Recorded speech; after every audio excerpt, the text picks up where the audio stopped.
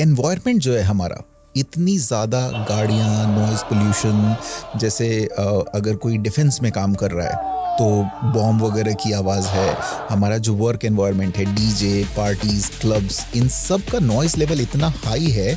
120 decibel is the maximum sound which a normal person can hear.